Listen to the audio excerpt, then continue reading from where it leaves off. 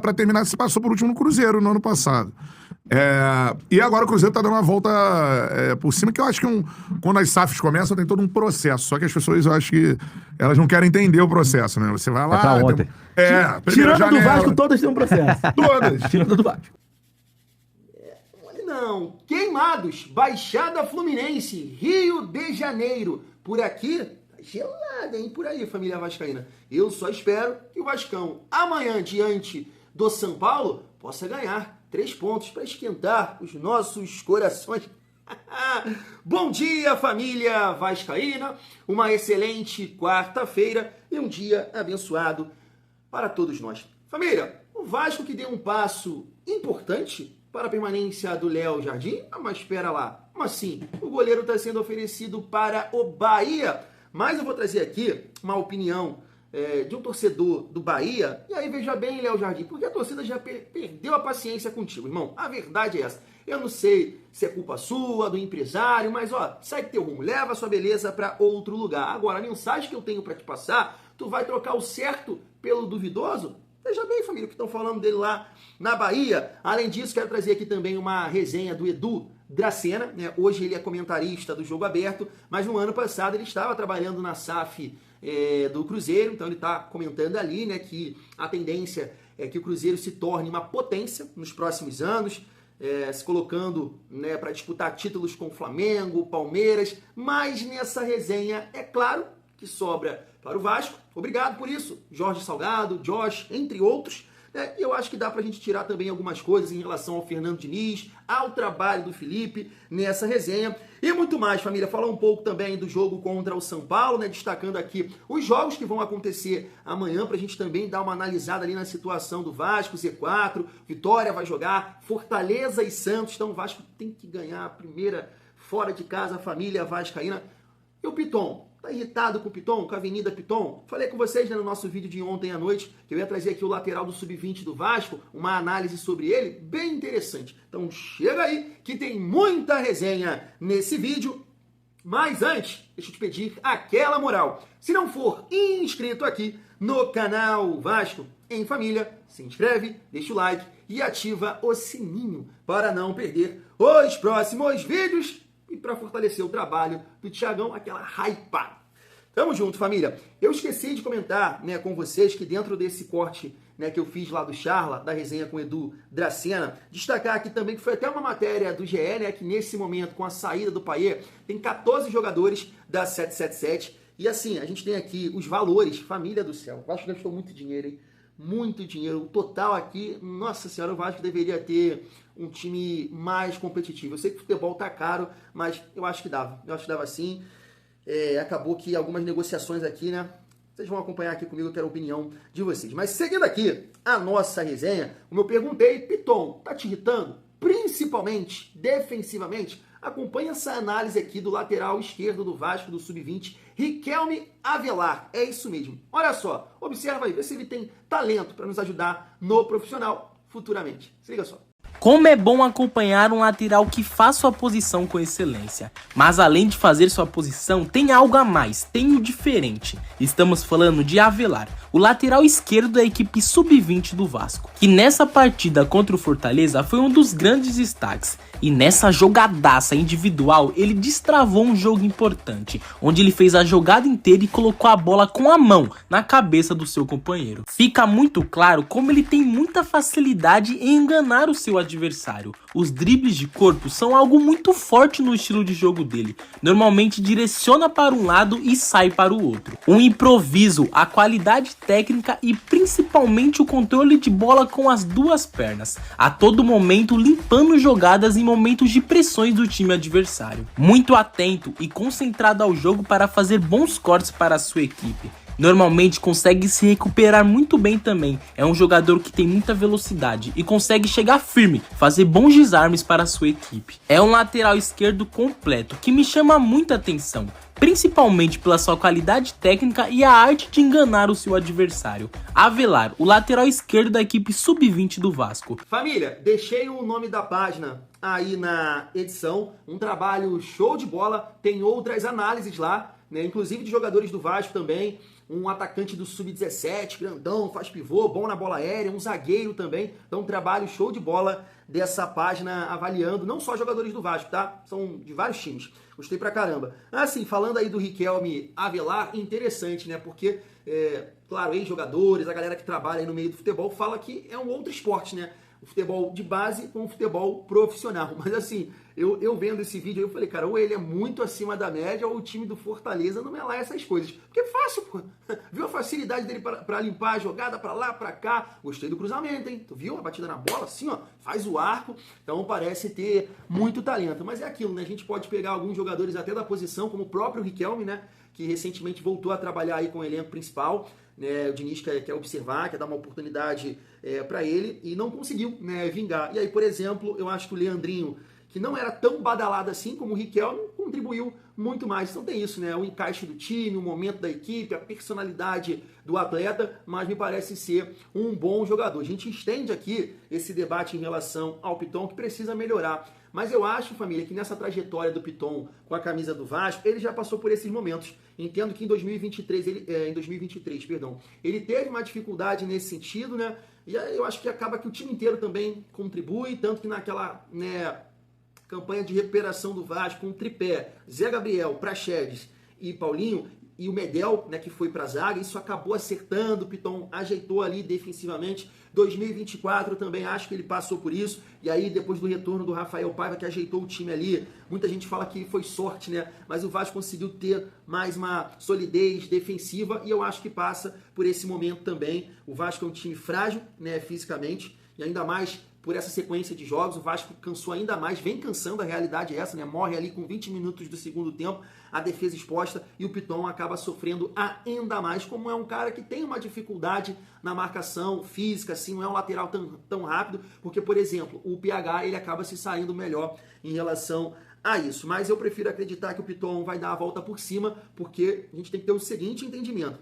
O Verratti, para o Verratti realmente conseguir marcar os gols, render e nos ajudar, família vascaína, Lucas Piton, ele tem que produzir, ele tem que aparecer, porque o Piton aparecendo, com certeza o Verratti vai, né, aumentar aí o seu número de gols, família vascaína, concorda? Seguindo aqui a nossa resenha, só para a gente pontuar aqui mais uma vez o planejamento do Vasco após essa partida de amanhã contra o São Paulo, tá aí, ó, após o jogo contra o São Paulo, o elenco do Vasco terá uma mini-férias de 10 dias. O retorno aos treinos está previsto para o dia 23 de junho, né, galera? Vamos com calma aí, hein? Manter a forma, uma corridinha, pá, nada de, né, gelobol, pizza, hambúrguer, porque tem muita temporada ainda pela frente, muitos jogos, né? O milagre pode acontecer. Eu tô aqui acreditando, aconteceu com Platense, Crystal Palace, Tottenham, Harry Kane. Então, não vamos exagerar não, né? Só para descansar mesmo. E aí, família, comentando um pouco, né, já sobre a partida de amanhã, me dói, né, olhar para isso aqui, ó.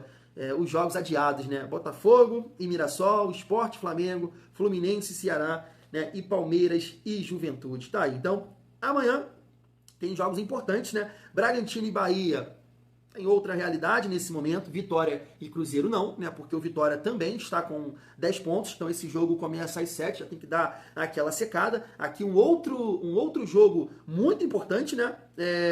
Fortaleza contra Santos. O Santos com 8 pontos e o Fortaleza com 10. Grêmio e Corinthians, já é um jogo que, né, o Vasco não está tão longe assim, tanto do Grêmio quanto do Corinthians. Atlético Mineiro e Internacional, o Galo um pouco mais à frente, mas o Inter está ali próximo, né, com 11 pontos. E depois um jogo de 6 pontos, né, podemos colocar dessa forma, já que o São Paulo tem 12, o Vasco tem 10. Então, assim, interessante a gente pontuar aqui, né, que o Vasco pode entrar nesse confronto contra o São Paulo já ali na zona de rebaixamento, né, dependendo ali do resultado.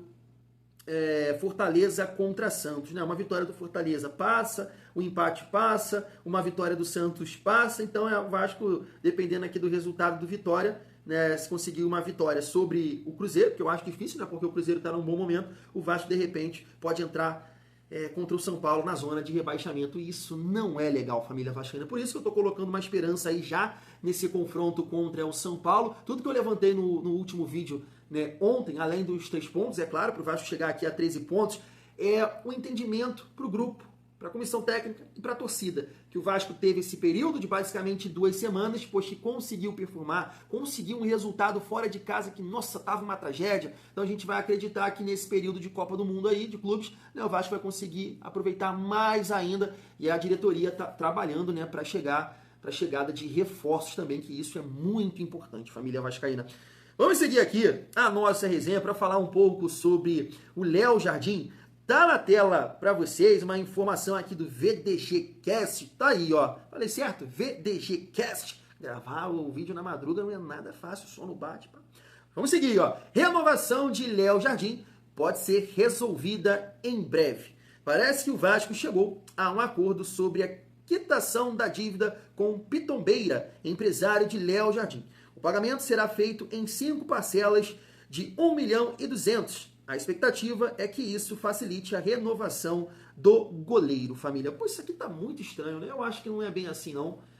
Acho que não vai resolver nada. É a galera que fica levantando, sabe, algumas coisas, tipo, né, o Edmar Lopes, porque levou o Léo Jardim para França, para Portugal, então vai... Não sei se é assim, sabe? Eu acho que isso tá ficando muito feio pro Léo Jardim, porque se o empresário tem essa força toda de, tipo, não, deixa eu resolver essa dívida com o Vasco, deixa eu pressionar, isso é muito estranho, né, cara? Porque deixa também o goleiro numa situação desconfortável com a torcida do Vasco. Eu não tô entendendo isso muito bem não, família vascaína. Mas, né, a galera lá do Bahia tá noticiando isso aqui, ó. Léo Jardim teria sido oferecido ao Bahia. Apesar da possibilidade de chegar sem custos de transferência, no fim da janela, a operação tem valores elevados nos bastidores. Outro ponto é que o Bahia quer um goleiro para agora e Léo Jardim já ultrapassou os 7 jogos no Brasileirão. Vale a pena acompanhar essa resenha aqui do canal Tricolor On, falando dessa possibilidade do Léo Jardim. Olha só, Léo Jardim, estão comentando sobre você? Tá aqui, ó. Léo Jardim foi oferecido ao Bahia, apesar da possibilidade de chegar sem custo de transferência no fim da janela, a operação tem valores elevados nos bastidores. Outro ponto é que o Bahia quer um goleiro para agora e Léo Jardim já ultrapassou os 7 jogos. A informação aí do Yuri Santana. Léo Jardim oferecido ao Sport Clube Bahia, como a gente até imaginou que aconteceria, né? Por tudo que estava envolvendo. Né? Empresário do jogador, né? A dívida do Vasco, enfim. O Bahia precisando de goleiro, Léo Jardim foi oferecido e outro. E tudo isso que o Yuri traz hoje, não desmerecendo a notícia do Yuri não, tá, gente? A gente já trouxe lá atrás todas essas questões. Primeiro, que ele não tinha feito os 7, mas eu disse que faria. Sim. Eu disse que ele faria os 7 jogos. Que não seria um goleiro para agora, lembra? Sim. Quando a gente discutiu, eu disse que seria um goleiro para dezembro. E aí vem um grande ponto. Os drones da gente sobem e descem e não pararam nesse período. O grande lance é o seguinte. O Léo Jardim resolve o problema por completo de gol do Bahia? Na minha opinião, não. Porque a gente vai continuar querendo algo mais que o Léo Jardim não tem. O Léo Jardim é um excelente goleiro. Dentro do gol. Fora do gol, com pênaltis, faltas, lances perigosos. Mas o Léo Jardim é um goleiro sofrível com os pés. Ok? Sim. Ele é um goleiro ruim de construção com os pés. Ele se vira. Mas se virar por se virar, Marcos Felipe se vira. Se virar por se virar, Ronaldo se vira. Tá? Abará, mas ele é mais goleiro do que o Marcos Felipe. Para mim, estão no mesmo nível com momentos diferentes.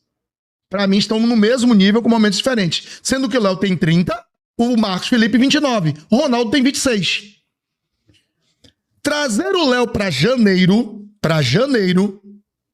mesmo teoricamente vindo de graça, entre aspas, porque o contrato dele está se encerrando, mas o salário do Léo seria o mesmo do nível do Patrick. Família, mesmo magoado com o Léo Jardim, eu acho que o torcedor do Bahia teve a avaliação correta, não. Eu acho que não tem comparação, tá? Marcos Felipe com o Léo Jardim. E eu acho que o impacto que o Léo Jardim tem no Vasco, a gente pode colocar, porque até assim, muito vascaíno fala sobre isso, né? Que o time do Bahia é mais qualificado, tem mais opções que o time do Vasco. Então, num contexto desfavorável para o Léo Jardim, né, em relação a opções, time, coletivo, tudo isso, o Léo Jardim tem mais destaque.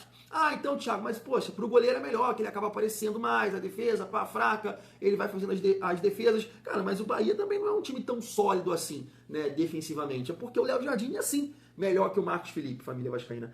Hoje, o Marcos Felipe sai do Fluminense, né, porque perdeu a vaga pro Fábio. Cara, e muita gente compara, né, Fábio com o Léo Jardim. E o impacto que o Léo Jardim tem até, assim, sendo decisivo. O Marcos Felipe não tem. Então, eu acho que ele exagerou ali na análise, né? De repente ele gosta muito do Marcos Felipe. Assim, pois bem, família, eu acho que é um papo muito mais da gente, né, virar a página, de repente dar aí uma oportunidade pro Fusato. Eu sei que não é bem assim, né, tem uma questão para resolver, ele vai bater aí a meta, né, a porcentagem de jogos, ele vai ter uma renovação automática e vamos ver como é que vai ficar isso aí. O papo de 1,5 milhão a 2 milhões foi uma coisa assim surreal. Né, não existe isso, então vamos aguardar essa situação aí do Léo Jardim, mas é aquilo que eu comentei com vocês, eu não consigo entender o empresário expor dessa forma o atleta, porque é uma exposição desnecessária. O jogador hoje tem moral com a torcida do Vasco, ele pode ir para outro clube e a coisa não acontecer, né, não conseguir performar da maneira que está performando aqui, até visando seleção para ele, eu acho que é pior, porque de repente, né, pode não ter ali... com a dificuldade que ele teve aqui no Vasco, né, naquele momento inicial, ele pode ter em outro clube, então aqui ele está mais adaptado, e aí vai para um outro cenário, para um outro time, cidade, companheiros, a coisa não acontece, então é aquilo que eu falei, está trocando certo pelo duvidoso, porque aqui no Vasco, eu sei que a questão do projeto esportivo, sim, né, não existe tanta confiança nesse sentido, eu não vou negar. Mas eu acho que é um bom salário. E até 2030, família vascaína do céu, Léo Jardim, eu acho que, né, teria que agradecer bastante. E para finalizar a nossa resenha, família, eu queria trazer esse corte aqui do Charla Podcast, do Edu Dracena, que trabalhou na SAF do Cruzeiro no ano passado, já com o Pedrinho ali, né, assumindo, pegou do Ronaldo. Eu achei um corte muito interessante para a gente trazer aqui para o nosso contexto, envolvendo a SAF do Vasco, claro, e também alguns profissionais, né, Felipe, Fernando Diniz, interessante. Chega aí, ó. Pra terminar, você passou por último no Cruzeiro no ano passado. E agora o Cruzeiro tá dando uma volta por cima, que eu acho que quando as SAFs começam, tem todo um processo. Só que as pessoas, eu acho que elas não querem entender o processo, né? Você vai lá... Pra ontem. Tirando janela, do Vasco, todas têm um processo. Todas. Tirando do Vasco. Botafogo, Bahia, e agora tá começando a chegar no Cruzeiro. Você tem uma primeira janela, uma segunda janela. E aí você vai, né, fortalecendo o elenco e tudo mais. O que você vê do Cruzeiro daqui pra frente agora, assim?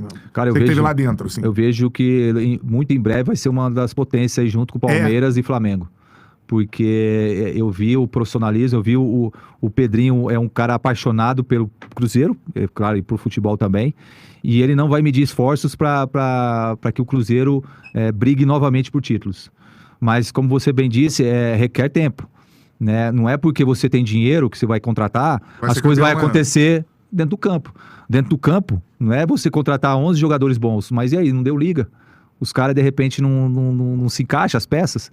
E, fora isso, o ambiente de trabalho também, como eu sempre falei, eu estava falando aqui para vocês, o ambiente de trabalho é primordial, cara. É você saber gerir os caras, os egos dos caras, vaidade. E uma das minhas funções também no Cruzeiro era isso aí também. Era ser o elo da diretoria com jogadores e comissão técnica. Porra, quantas vezes, cara, a gente ia chamar de bombeiro, porque era só pra apagar fogo. Quantas vezes jogador puto com o treinador, bravo, querendo xingar, chegar pra ficar calma, pô. Você vai chegar a sua hora. Treina pra você, daqui a pouco ele vai te colocar. Aí você não vai treinar, ele vai te colocar, e você não vai jogar bem, você vai estar dando razão pra ele. Entendeu? Eu era mais aquele cara paizão, era o cara que ficava assim, meio que psicólogo. E aí, porra, pelo histórico, né, da minha carreira, isso acaba facilitando eu chegar nos atletas. Claro. Porra, imagina, com todo respeito, pô, o cara ganhou o que ganhou, o cara não vai escutar, o menino que tá comendo não vai escutar, o cara não vai escutar. Então isso acabou também facilitando eu entrar no vestiário, porque pra você entrar no vestiário é complicado, foda, entendeu? E os caras também acreditar no que você tá falando é mais difícil ainda. Tem confiança de todo mundo, do técnico, do grupo. Senão, às vezes o cara fica assim, pô, será que o cara tá passando o que eu falei pra ele? Ou o que o cara tá... Então, essa confiança, você adquire ela, não é comprada não, é no dia a dia ali, o cara vendo o seu trabalho. Então eu vejo assim, o Cruzeiro agora tá reformando a toca ali, você vê, ficou maravilhosa a toca, já era boa. Os caras reformaram ali, ficou ótima, cara. Ficou uma das melhores que eu já vi no Brasil aqui. E fora isso, contratou um treinador, cara, que na minha opinião é um excelente treinador. Um excelente treinador, ele tá se encaixando. E mais ainda, como eu falei do Pedrinho, Que bom que dessa vez deu tempo, né? Depois, não, mas depois que ele deu a declaração falando que sai todo mundo, menos o treinador, deu a recado pros jogadores, né, meu irmão? Quem não tiver contente, pega suas coisas e vai embora. E o jogador é uma raça que eu conheço bem, que é pior do que criança. Ele vai te testando. E quando o jogador vê que o treinador tá sem força, aí os caras fazem o que quer. Agora, quando vê que o treinador tem força, ele pode fazer o que quiser, que a diretoria vai bancar. E acontece, né? E bancar pelo que o cara é dono, não importa o que seja.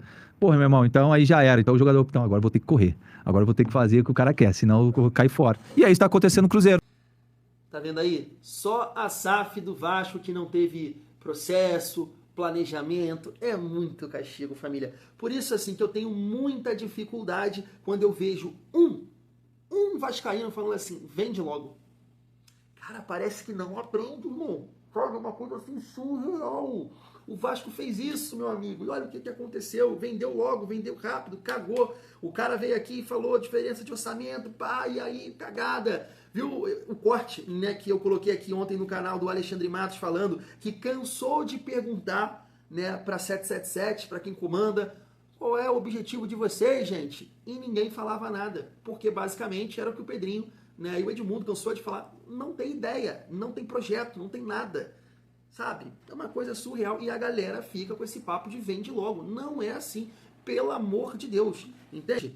E assim, família, pegando outros pontos aí, até em relação à função do Edu Dracena, a gente pode comparar com a do Felipe, né? Eu acho que é basicamente isso. Eu entendo que no ano passado isso funcionou, tá? Eu sei que a galera critica bastante, mas o Vasco, naquele momento que o Pedrinho assume, não contratou ninguém, né? Não mudou muita coisa assim, e o Vasco conseguiu caminhar com o Paiva, teve algumas mudanças de jogadores ali, Barro Esforza, Galdames, entrou Matheus Carvalho e Hugo Moura, mas os jogadores elogiaram muito, né, essa proximidade com o Pedrinho, com o Felipe, esse contato de, né, atender, de resolver alguns problemas.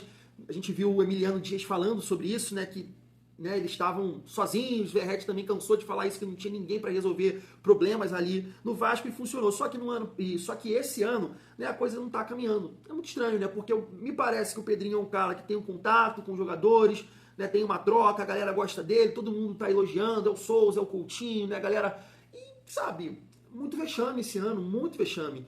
O que aconteceu contra o Poreto Cabello não existe, cara. Então me parece que o ambiente do Vasco é até interessante, é positivo, é legal por esse convívio ali com os caras, mas sabe, falta atenção, falta entrega, e isso é uma situação que, como o Edu Dracena pontuou ali, a questão do treinador, que, né, o Pedrinho deu moral, o Pedrinho lá do Cruzeiro deu moral pra ele, sai vocês, mas não sai ele. Eu acho que o Diniz, né, pode ser importante também nesse sentido, de passar confiança, de, né, chamar mais atenção e tudo mais, e tirar um pouco do foco ali do Pedrinho, do Felipe, que de repente, né, tem que ser mais incisivo em algumas situações, família vascaína.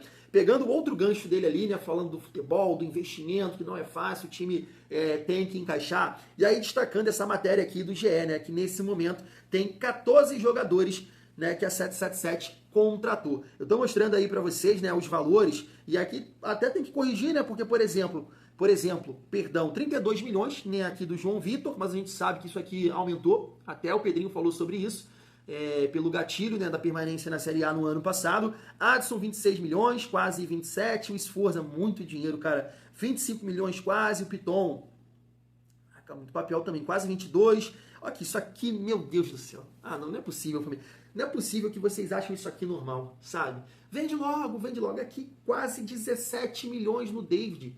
Cara, isso aqui não pode estar certo. 17 milhões num jogador acima de 25 anos. Sei lá, o David tem o quê? 28, 29, quase 30. 17 milhões no David. Pô, vocês entendem, assim, o meu ranço com tudo isso. Não é com o David só não, mas dá, cara. Absurdo isso aqui. Léo Jardim quase 14. 13 milhões Jair. Hugo Moura quase 11. Pumita 10 milhões. Paulinho, bom valor, né? Pelo que ele fez em 23. 6.500. Verratti 5.400. O PH também, não sei se esse valor exato aqui de 4.800, e não foi o Paulo Brax que contratou, né? Tem que botar aqui Paulo Brax / Alexandre Matos, porque ele veio por empréstimo e depois, né, o Alexandre Matos que acerta a compra do PH. É isso. Matheus Carvalho, 2.300, aqui ele botou. Paulo Brax barra, né, Matos, que comprou em definitivo. Foi a mesma coisa, né, com o PH. Família, isso dá um total, uma brincadeira, de quase 190 milhões. Eu acho até que passa, né? De repente dá até para arredondar aqui, por causa dessa questão que eu estou falando com vocês, do próprio João Vitor. Então, assim, 192 milhões, né, para um time cheio de carências, né? Mas, assim, eu nem vou criticar nesse sentido, porque é muito isso, família vascaína. Não é fácil, cara. Eu entendo que não é fácil. Mas tem contratações aqui que, né, a gente não entende. Assim, o caso do João Vitor ficou muito caro para um zagueiro, ainda mais com esse gatilho. O David é uma coisa surreal. E aqui eu não vou falar só da 777, né? Porque o Pedrinho também errou bastante aí nessas 3 contratações. Que assim, o Garré eu tiro, tá? O Garré eu acho que ainda é um jogador que pode ajudar. Mas Lloyd, Jean Davi e Maxime, né, que dá aí em torno de quase 30 milhões. Difícil, família vascaína. Mas eu gostaria de saber aí a sua opinião sobre esse vídeo. Eu vou ficando por aqui. Tamo junto daqui a pouco. Eu tô de volta nesse frio aqui em Queimados. Valeu!